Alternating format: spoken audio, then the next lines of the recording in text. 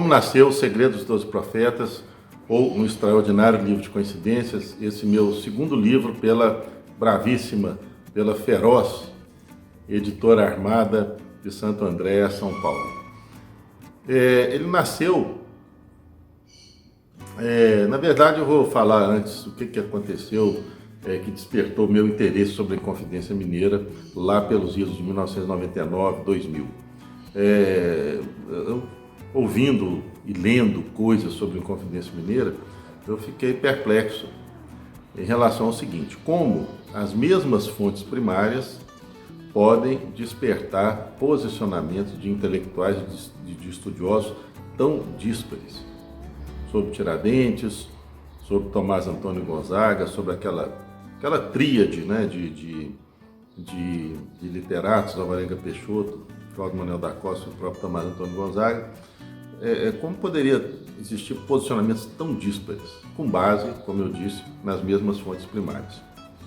A partir daí, fui tomado de uma obsessão quase diária, e até o ano de 2006 eu detalhei e me aprofundei nos autos debates da Inconfidência Mineira, uma edição da imprensa oficial de Minas Gerais, que além dos documentos processuais, trouxe também documentos extraprocessuais, cartas, relatórios de diligências, correspondências, ofícios entre autoridades, etc.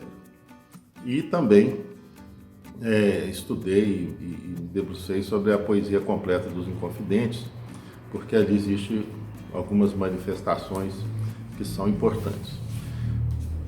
Bom, tendo feito isso até o ano de 2006, é claro que até hoje eu estudo a Inconfidência Mineira, mas aquilo foi uma abordagem prévia, completa, importante, me deu toda uma base sobre esse tema. Eu fiquei muito curioso sobre um livro que eu tinha lido na década de 90 e um livro editado, publicado na década de 1980, sobre uma correspondência entre os Inconfidentes e profetas. Na verdade, não uma correspondência. Esse livro, a autora espírita, o livro chama Confidências de um Inconfidente, a autora Maria Lúcia Vasconcelos, colocava o Aleijadinho no último capítulo do livro, com grande motivação para esculpir inconfidentes e não profetas.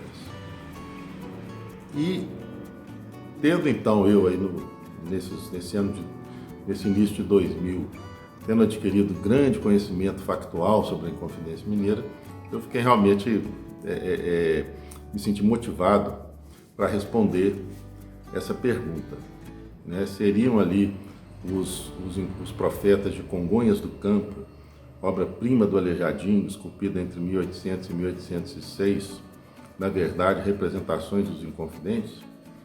E aí parti para esse estudo, e uma das coisas que eu descobri é que também na década de 1980, praticamente ao mesmo tempo, uma estudiosa chamada Isolde Venturelli propôs também essa associação entre profetas e inconfidentes, afirmando que Aleijadinho esculpiu inconfidentes e não profetas.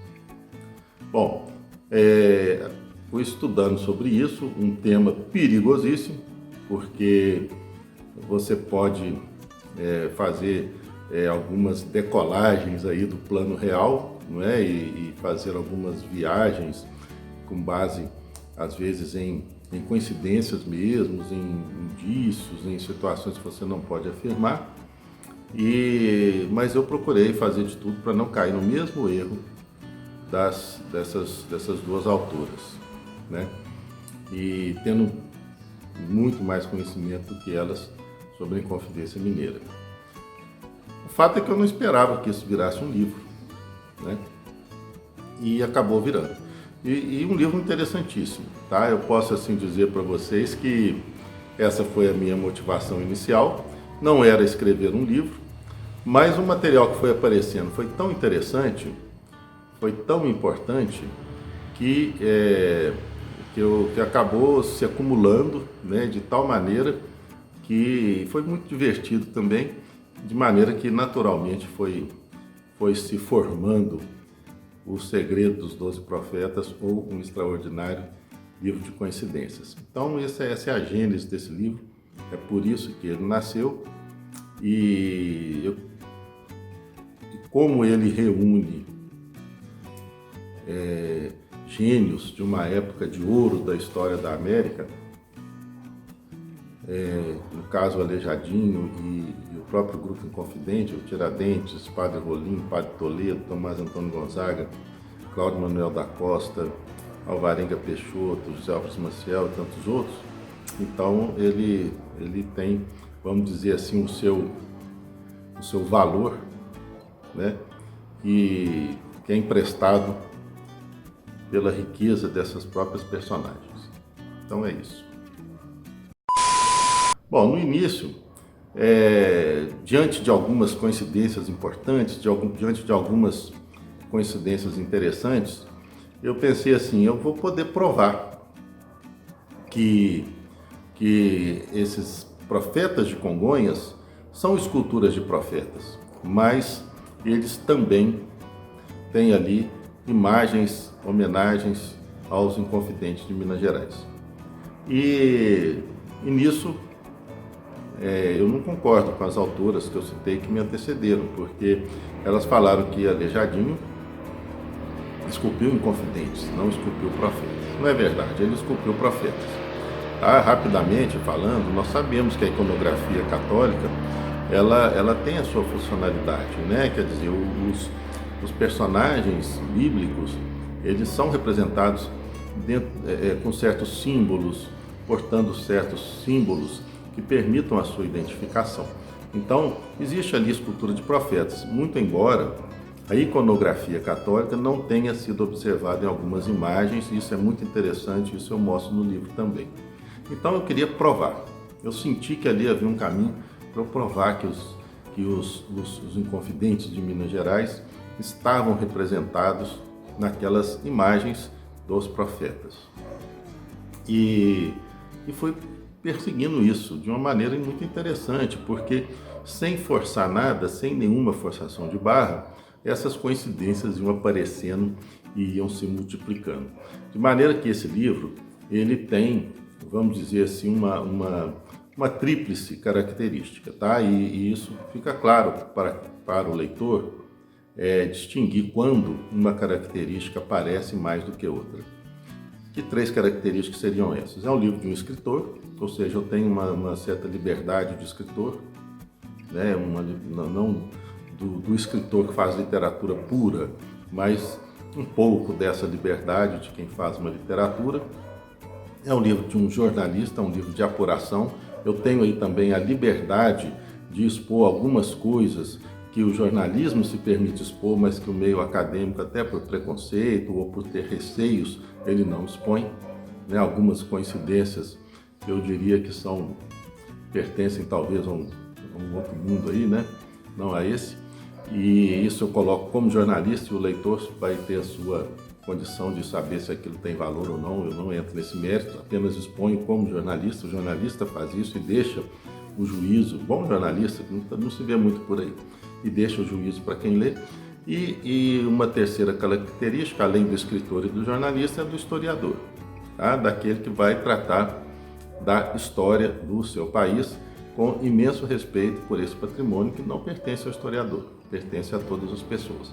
Então o livro ele reúne essas 3 características que são minhas, né? E nesse livro especialmente eu me dei liberdade de trazer isso, tá? E foi muito interessante escrever porque em nenhum momento eu precisei forçar a barra. Só que algumas coisas aconteceram. Eu cito aqui, por exemplo, um telefonema que eu tive com o Márcio Jardim, um historiador falecido, a quem eu reverencio aqui e coloco meus respeitos. E ele me disse, falou assim, Rogério, história é documento. Claro, eu sabia disso, mas ele reforçou. História é documento. Não existe nenhum documento que relacione os Inconfidentes aos profetas. Mas mesmo assim, eu percebi que sobre os Inconfidentes, num período aí de 50 anos, 40, 50 anos, depois do enforcamento do Tiradentes, nada se escreveu sobre Inconfidência Mineira que fosse significativo, que fosse trazer à tona o que significava, o que era, o que foi aquele movimento. Escreveu-se algumas coisas bem banais sobre isso e sobre o destino dos Inconfidentes, alguma coisa assim. Então, não existia documento sobre Inconfidência Mineira, né? Aí, quem sabe os Profetas de Congonhas sejam o único documento existente. Mas aí eu percebi que eu não poderia realmente provar, não poderia afirmar. E esse livro existe porque o meu amigo Ciliano Guimarães, que leu esse livro lá pelo ano de 2007, 2008, falou: Rogério, se você não pode provar nada, então você escreveu uma excelente teoria da conspiração, uma bela teoria da conspiração. Eu falei: então tá bom, o livro tem seu valor e vamos publicar, né? Então é isso. Acabou que veio aí, demorou 10 anos para ter uma publicação completa e bem realizada pela Editora Armada. Bom, eu queria dar um recado, porque falar sobre Confidência Mineira é muito inglório quando você quer falar da Inconfidência Mineira da maneira como ela é. Por quê? Eu pensava que a principal causa de nós termos certa resistência ao conhecimento da Inconfidência Mineira como ela foi, adivinha das paixões políticas ou mesmo das práticas ideológicas, etc. Citando aqui, por exemplo, nas primeiras décadas, a Inconfidência Mineira foi desprezada e ignorada, era um tabu. Nada poderia, claro, rivalizar com a figura do monarca, né, como aquele que representa o país. Então, o assunto foi tabu. O Brasil tinha, naquele tempo, uma divisão, né, isso na política se espelhava no Partido Conservador e Liberal, e isso é um assunto interessante. Então, a Inconfidência Mineira não foi estudada, não foi trabalhada, era um tabu. Quando ela veio, passou-se décadas e veio à tona, os monarquistas se empenharam em diminuir o valor da Inconfidência Mineira, daí que veio aquela ideia do Tiradentes, um louco que falava com incontinência abertamente, um cara meio amalucado, um apaixonado que não se continha, de que os profetas viajavam, que eles eram idealistas, que não tinham nenhum senso prático, etc. Isso veio dos monarquistas no século XIX. E os republicanos, por sua vez, pegaram o Tiradentes e os Inconfidentes para ser os mártires, né, da ideia republicana, coisa que eles realmente não eram. Então, tudo isso atrapalhou muito a gente entendeu o que foi a Inconfidência Mineira, que não tinha nada a ver com isso. Depois veio o marxismo cultural, tá? Que tratou de reduzir os inconfidentes a egoístas interessados na preservação dos seus patrimônios, etc., e perdeu qualquer significado nativista, independentista, de amor ao Brasil, que nunca foi negado antes, mas foi negado e foi derrubado pela esquerda.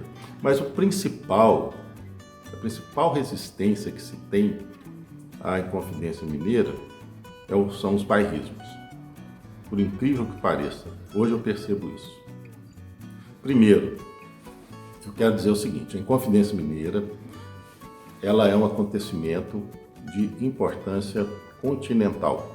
É um fato importantíssimo para a América que no dia 21 de abril, pela primeira vez na história do Brasil, tenha sido executado alguém por conspirar contra a coroa portuguesa visando a independência. Isso é fato inédito. Segundo, as pessoas que foram envolvidas e o seu valor.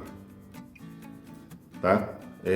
Só que o bairrista, ele quer falar que... Uma vez eu mandei um estudo meu para uma pessoa de outro estado sobre a Inconfidência Mineira, ele falou assim: obrigado por compartilhar comigo a história do seu estado. Bobagem. Ele falou bobagem. A Inconfidência Mineira está na história da América e está como um episódio importante da história do Brasil. Marca o início do fim do período luso-brasileiro. Então ela tem essa relevância. Só que, falando rapidamente, nós temos o bairrismo do mineiro, que na verdade não tem que ter orgulho nenhum da Inconfidência Mineira, porque nós não temos nenhum legado especial. A palavra liberdade, que é a palavra principal da Inconfidência Mineira, ela não motiva os mineiros de forma alguma a trabalhar para moldar um Estado de acordo com a sua liberdade, com o seu desejo de liberdade. Então nós não temos nenhum legado da Inconfidência Mineira, nós mineiros, né? Então o que nós temos é o cenário que está aqui conosco e a palavra libertas no lema da bandeira, que 99% de nós nem sabe realmente o que significa. E quanto aos bairristas de outros estados, por favor, respeitem que a história do Brasil teve o seu eixo econômico, cultural, político mais importante passando por Minas Gerais durante o século XVIII. Primeiro surto literário, primeiro artista considerado um gênio universal, e isso teve também o seu reflexo na política. E isso está na Inconfidência Mineira, que é riquíssima e valiosíssima. Então, esse bairrismo do mineiro e esse bairrismo das pessoas de outro estado, infelizmente, é o maior obstáculo para que a Inconfidência Mineira desperte mais interesse. É isso, um grande abraço.